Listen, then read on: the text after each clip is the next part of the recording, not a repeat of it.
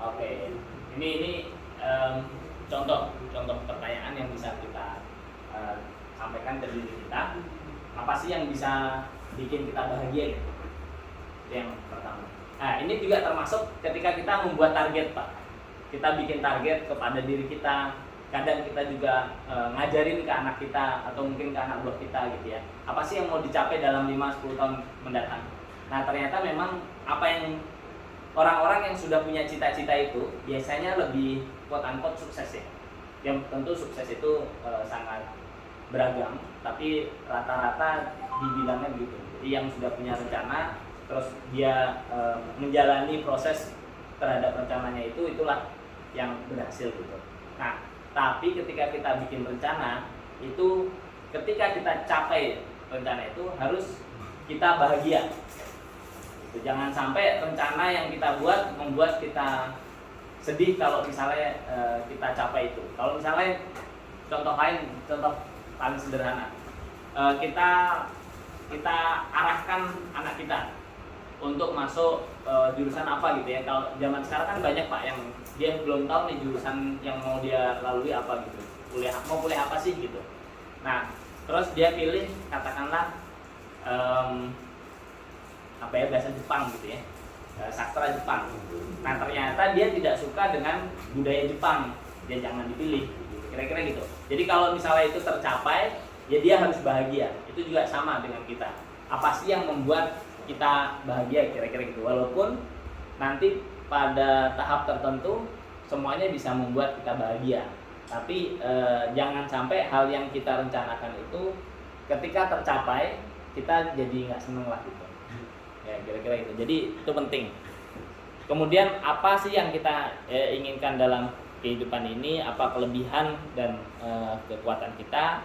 Apa saja kelemahan kita? Kemudian jawab pertanyaan ini secara jujur dan objektif. Oke, ini teknis, hal-hal yang nanti mungkin kalau Bapak sempat buka lagi, boleh dibuka lagi. Jadi ini membuat satu cerita bergambar tentang cita-cita kita ke depan lah dalam 2-3 tahun. Tapi kalau di saya bisa sampai 25 tahun gitu ya, sampai 35 tahun ke depan. Nah, kalau melihat, karena kalau saya basisnya memang driven by target. Jadi saya ini pelin-pelan orangnya Pak, pelin-pelan. Sehingga saya perlu membuat target saya dulu, sehingga pelin-pelan saya tidak terlalu jauh melencengnya gitu. Nah, melihat pengalaman saya ke belakang itu cukup oke, cukup berhasil. Jadi di kampung saya dari Jepara, untuk masuk ITB itu sesuatu yang seperti mustahil. Nah, saya punya cita-cita dari kelas 3 SD untuk masuk teknik mesin ITB. Nah, jadi prosesnya ya pelin-pelannya masih mengarah ke sana lah, kira-kira gitu. Nah, kita kan masih punya waktu nih Pak. Saya lihat bapak-bapak insya Allah juga diberi kesehatan. Kalau umur ya kita nggak tahu, tapi insya Allah ada kesehatan sehingga kita bisa bikin rencana Pak, 15 tahun ke depan, 10 tahun ke depan, atau bahkan mungkin 35 tahun ke depan, walaupun mungkin agak sulit ya kalau 30.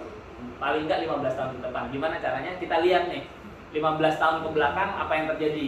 Kan gampang Pak, sekarang kan 2023 ya, 2008 tuh kan 15 tahun ke belakang 2008.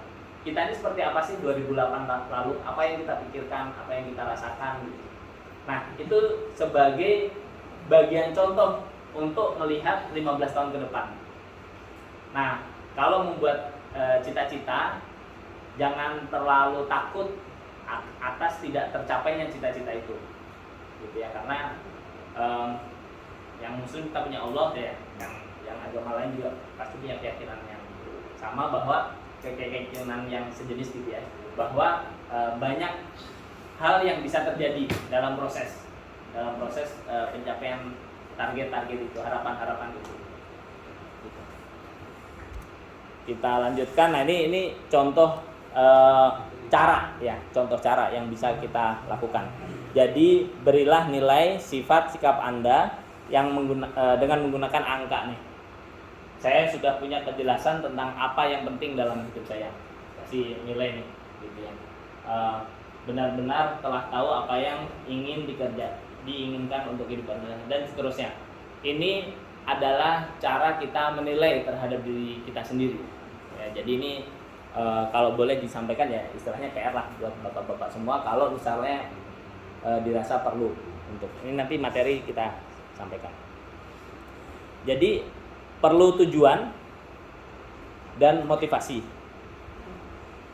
Kenali motivasi jadi ini setiap kita memiliki motivasi tersendiri untuk mencapai tujuan. Perlu kita kenali motivasi itu. Tujuannya kalau misalnya ada masalah, kita sedikit down gitu ya. Nah, kita masih ingat tuh kenapa sih kita lakukan ini gitu. Termasuk juga dalam bekerja gitu ya. Ya seringkali kadang kita punya masalah dan seterusnya ya. Tetap kita datang ke sini untuk bekerja, untuk melakukan yang terbaik yang bisa kita lakukan, kita berikan ke keluarga kita juga ke perusahaan, kan gitu ya. Asas timbal balik lah. Kita perlu hilangkan negative thinking. Jadi gini, negative thinking ini ada dua sisi. Kita seringkali perlu memisahkan antara pokok masalah dan perasaan. Tentu dalam menghadapi masalah kita memiliki perasaan bagaimana rasanya menghadapi itu. Tapi ini kan level istilahnya supervisor ke atas lah ya. Jadi saya yakin bapak-bapak pasti bisa lakukan ini. Jadi ketika kita menghadapi masalah, kita lihat dulu masalahnya apa. Kita pikirkan secara logika dulu. Baru setelah itu di sisi lain kita juga pikirkan perasaannya. Sehingga kalau misalnya ada masalah yang terkait dengan anak buah, kita pikirkan dua hal itu. Jadi kita sampaikan bahwa ini yang perlu dilakukan. Nah, gimana caranya bisa senang melakukan itu? Kira-kira gitu Pak. Ya ini penting sekali untuk level manajerial. Sehingga kita bisa menghilangkan negative thinking ya terhadap masalah yang kita hadapi. Ini tips-tips umum. Jadi yang pertama ya jangan nyalahkan orang lain, walaupun ya itu tetap pasti ada lah ya, tapi kita kurangi. Kemudian tidak mengadili, termasuk ke diri kita sendiri. Nah yang selanjutnya ini adalah teknis.